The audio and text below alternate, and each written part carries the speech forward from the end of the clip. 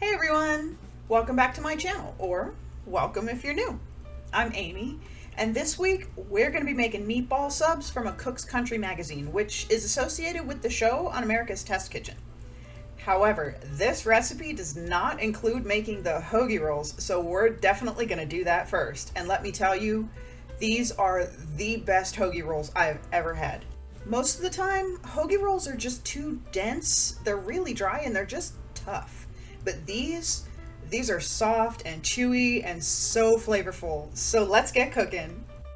To my stand mixer, we'll start with 2 cups of bread flour, 1¼ cups of warm water, and as usual, we want this between 105 and 110 Fahrenheit to keep the yeast happy, 2 whole tablespoons of sugar, and 2¼ teaspoons or 1 little packet of instant yeast. On a low speed with the dough hook attachment, we're going to mix these starting ingredients for about 4 minutes. This step, it's just to get everything to start combining and to start hydrating the flour and to get the sugar and yeast incorporated. While that's mixing, we're going to cube up 4 tablespoons of cold unsalted butter. You want it cold because cubing up warm butter is really not fun. Okay, so after 4 minutes, you can see here that the mixture will not be smooth or fully combined, but all we wanted was to get it started, so this is just perfect. Our next step is to start building out the body in our dough, so we're going to add 1 teaspoon of kosher salt, 1 additional cup of bread flour, and start mixing this in, again on a low speed to prevent the flour from just poofing everywhere. You may need to scrape down the sides of the bowl because at this point we do want our ingredients to start coming together without leaving a bunch of unmixed stuff on the sides. Keep this mixing, and now we're going to add more bread flour. Start at ½ cup, and you can go up to a full total cup more if the dough doesn't want to start coming together. We do want to mix this for about 6 minutes. Now the dough is not going to form any kind of a ball at this point. It's still going to be pretty slack and wet and very, very sticky, but that is exactly what we want. So now the fun part, we're going to start adding the butter cubes to the dough. The way you want to do this is just kind of chuck them into the bowl by 1s and 2s and watch them roll around in there. They'll look like they're not going to become one with the dough, but just keep going, they will. When you don't see the butter rolling around in there anymore, mix this for another 3-ish minutes and the dough will start finally pulling away from the sides. It's still going to be pretty sticky, but also soft and almost bouncy, and this is when we're done with the mixer.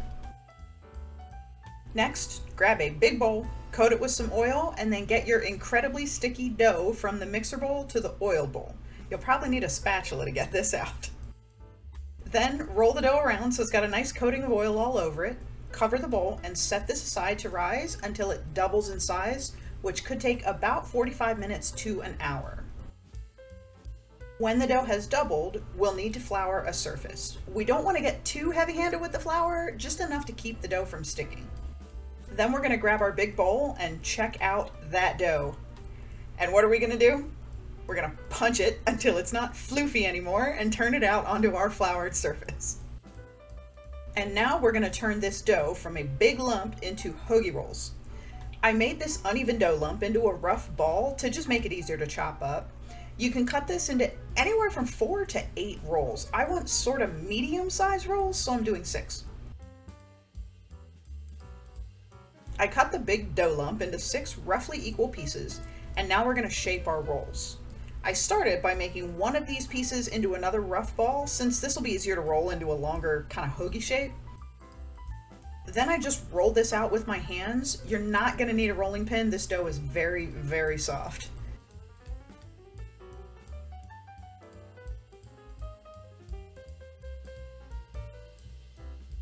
As you can see, I'm pinching the ends here because this is going to help give that sandwich bun the shape I'm looking for.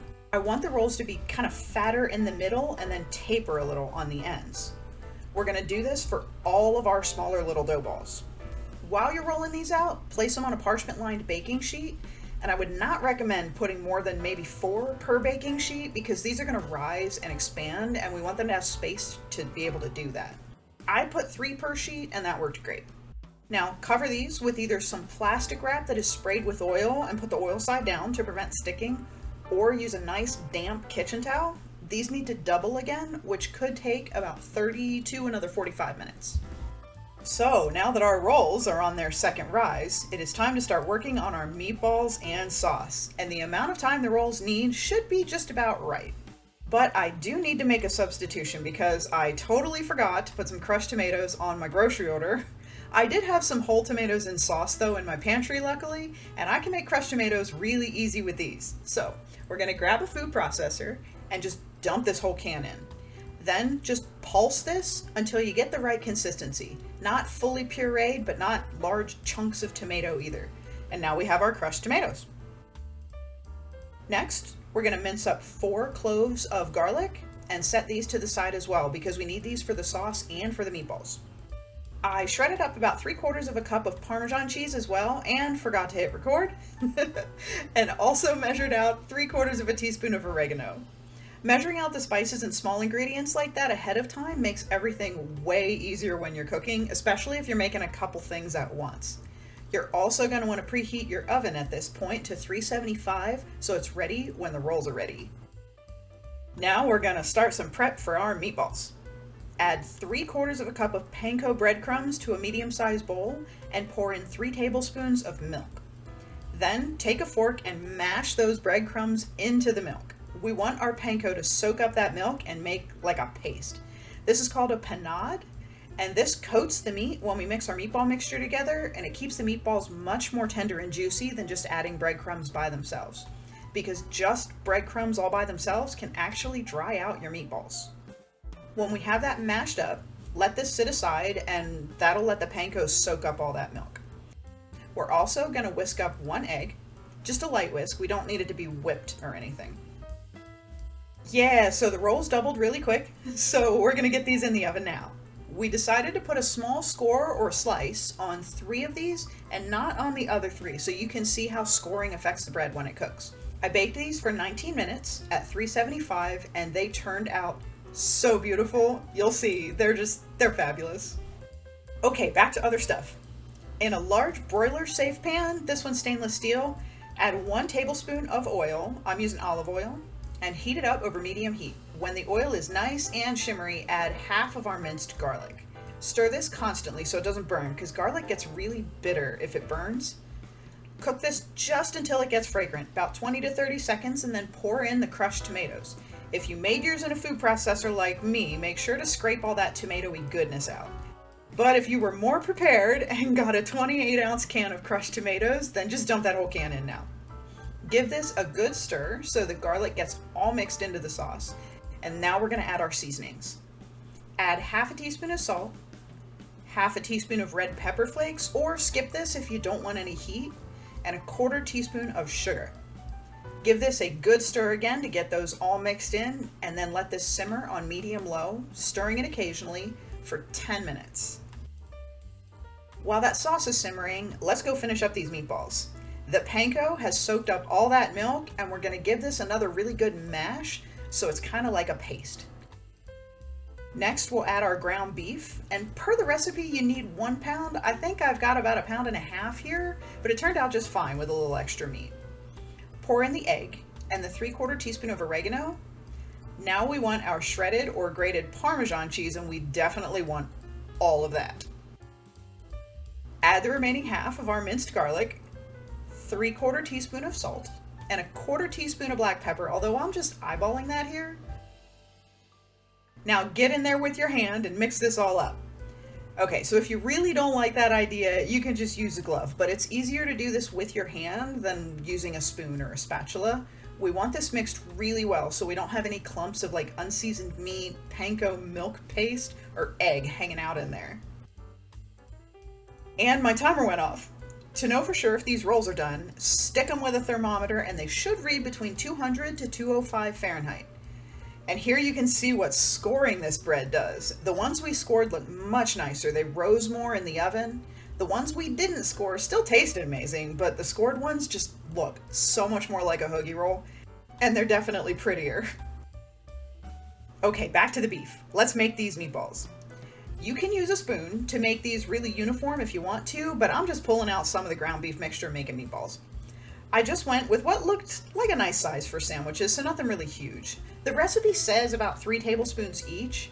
Just keep going until you use up all of your ground beef. At this point, we also want to turn on the broiler so it's ready when we're done with our meatballs. Look at that sauce. It's been 10 minutes and this sauce thickened beautifully. This is just the perfect consistency for sandwiches. Using tongs or by hand like I'm doing here, place these meatballs right on top of the sauce, and be careful if you're using your hands, it's really hot. Space these out as evenly as you can and try to leave gaps in between each meatball, but don't spoon any sauce over them. We want these completely uncovered. When the meatballs are all in the pan, we're gonna pop this in the oven and broil it for about 7 minutes or until the tops of the meatballs get nicely browned. Then you're gonna pull out the pan, flip the meatballs, you'll want to use the tongs for that one, and broil for another 7 minutes. When they're browned again, they're done. Pull them out, and now we're ready to put our sandwiches together. But first, one last little bit of prep, our provolone cheese. We want 2 slices of cheese per sandwich, but we're going to tear each slice in half, so a total of 4 halves per sandwich. Okay, now we're ready to put our sandwiches together. And there are 2 ways you can cut these hoagie rolls. What I'm doing here is making a boat. You cut a center piece out of the roll, but don't go down more than about halfway through the roll. Remove the extra bread, and you have a boat. And then your extra bread gets stolen. The other way, if you don't want a boat sandwich, just cut the roll like a hot dog bun, but cut only about half to 3/4 of the way through so the roll doesn't fall apart when you put the meatballs in it. Here is the interior of these rolls. Look at how nice and soft this crumb is. No dense, tough, or dry hoagie rolls in this house. And the flavor is just spectacular. And yep, I totally snacked on that all by itself. Okay, now we are finally ready to put our sandwiches together. And we're making layers. Start with a layer of 2 provolone cheese halves. Next, we'll add 4 meatballs per sandwich and spoon some of that awesome sauce on top of the meatballs. You can put on however much sauce you want, but I want to have plenty left over for more sandwiches later, and I really don't want to make more than the standard mess a meatball sub is always gonna make anyway when we eat these. Last is another layer of cheese, 2 halves again per sandwich. Now put these on a baking sheet and pop them back in the oven until the cheese gets melty, like a minute at most. And there you have it. The best meatball sub you will ever have. And that is saying something because we've had a lot of meatball subs. Just look at those layers. And the meatballs, best sandwich ever. You can see we cut this one here more like a hot dog style bun, and we added pepperoni to it, which just put this sandwich over the moon. Is there a perfect sandwich? I don't know, and maybe that's more of a philosophical question, but this one is close. Really, really close. Thank you so much for watching my video this week. Please like and subscribe, leave a comment if you enjoyed the video. Don't forget, check out my exploration series every Wednesday where we pick a familiar favorite and explore some different versions of it from around the world. This week, we are heading to Thailand and making a pizza unlike anything I have ever made before, and I am so excited to share that with you. Stay tuned every Sunday for more home-cooked, cozy comfort foods. I hope you have a fabulous week, and I'll see you back here next Sunday. Bye!